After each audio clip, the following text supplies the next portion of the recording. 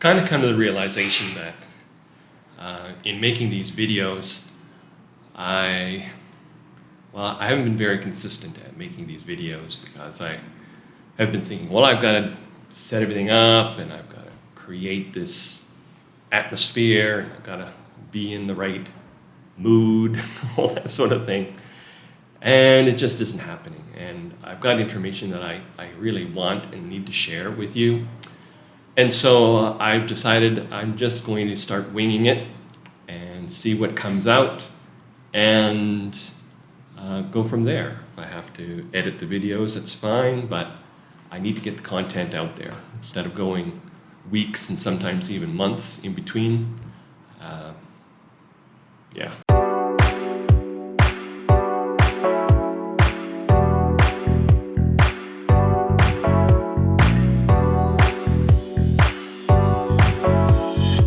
So anyway, where we left off in the last video I had about my life was talking about the end of my life at Mississauga with the church.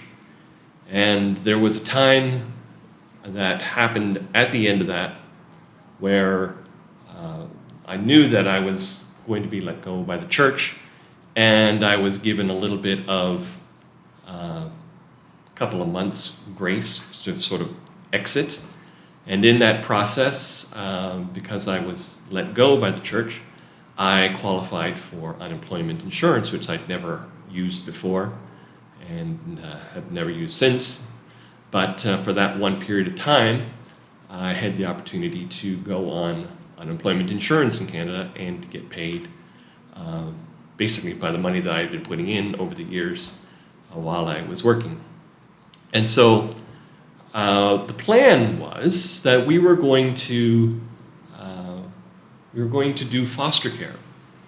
My ex-wife Shannon and I felt like one thing that we enjoyed doing was being parents, and we felt like we had something that we could offer to others in the terms of raising children.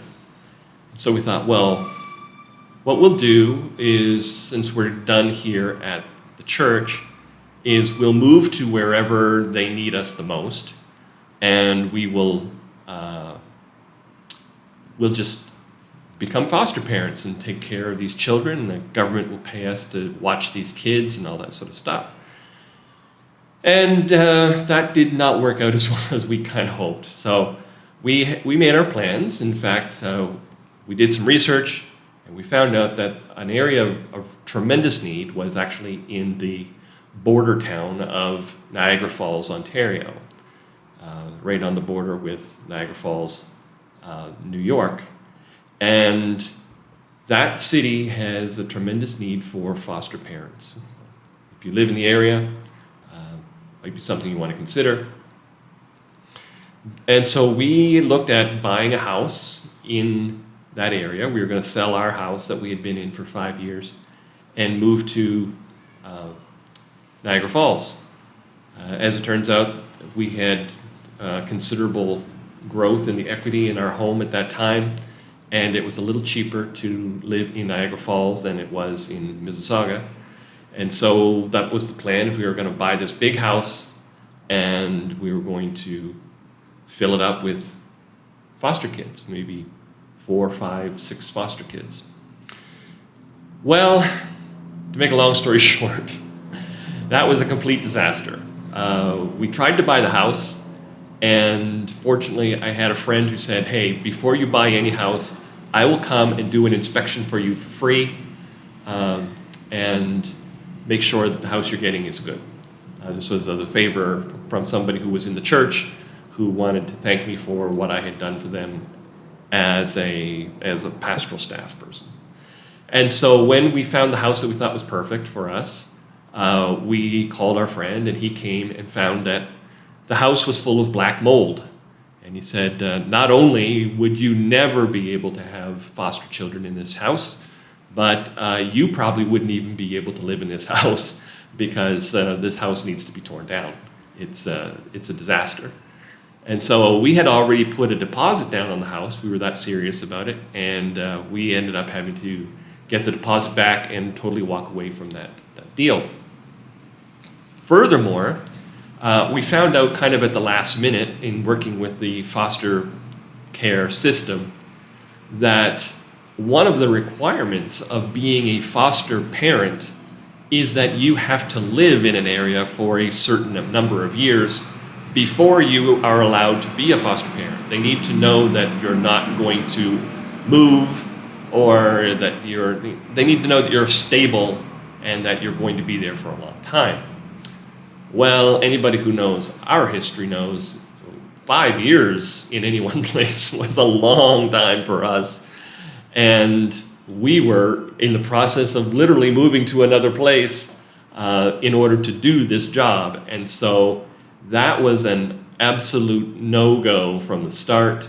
And so we were basically banned from being foster parents until we had lived somewhere for, I think, at least, I don't know, it was at least 5 years, maybe 10 years. I don't remember how long. And so the idea of becoming foster parents anywhere other than Mississauga, and we had already put the house up for sale, was not an option. So we were like, well, what are we going to do? And at that point, the house was already for sale, and at that time, houses sold very quickly. It was a buying frenzy at the time. We got a good deal on our house as far as what we sold it for.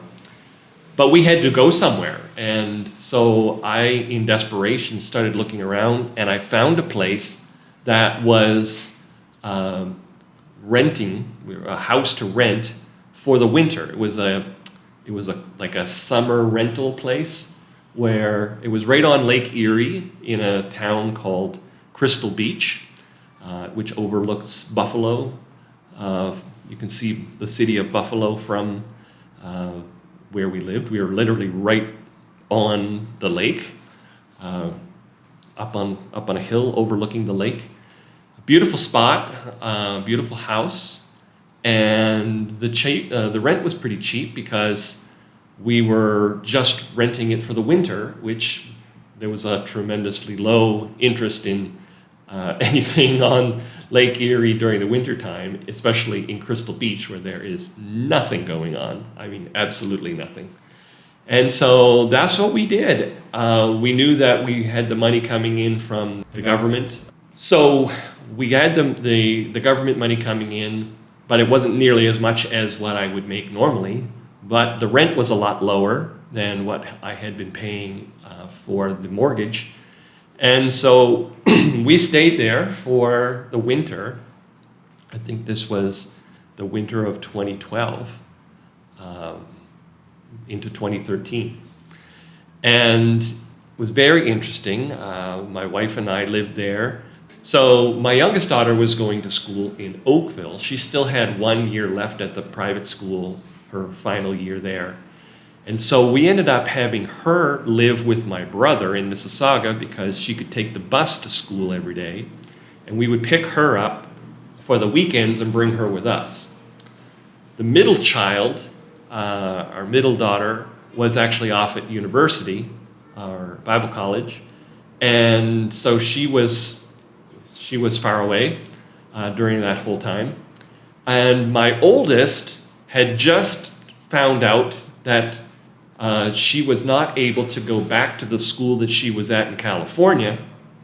That's a story I will be telling you in a little bit about. We had worked out a deal where she was able to stay for a year, all expenses paid, and when it came to year 2, they pulled the rug out from underneath her, and they told her, there's no money for this year, you have to go home. So I'll tell you a little bit about that story in a little bit. So we had my oldest all day, every day. We had my youngest on the weekends, and my middle daughter was off at the university.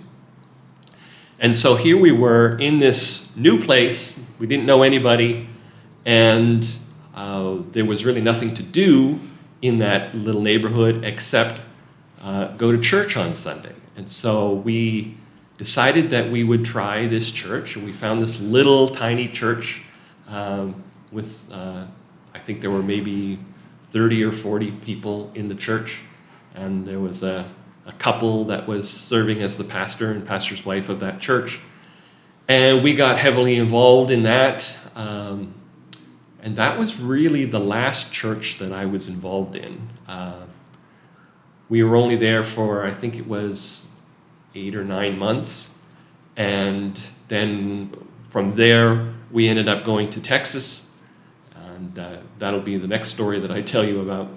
But it was kind of like we had this sabbatical where it's like, okay, we're here. We don't have to do anything except, quote unquote, look for work, which there was no work in Crystal Beach to do.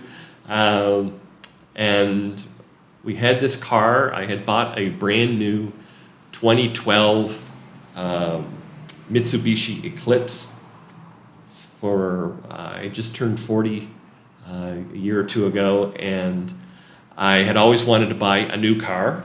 And so I bought this 2012 Mitsubishi Eclipse, and was not the best scenario because we thought, okay, the kids are moving out.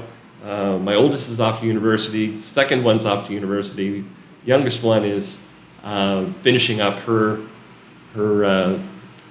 final year of high school.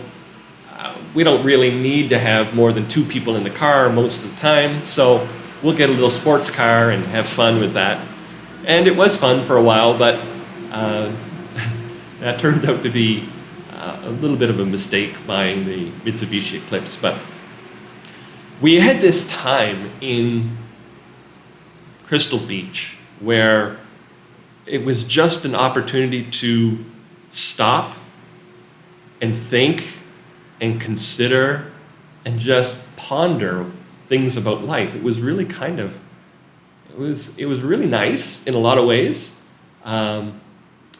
because our basic needs were all being met. We had a decent place to live. We had the car. The kids were being taken care of.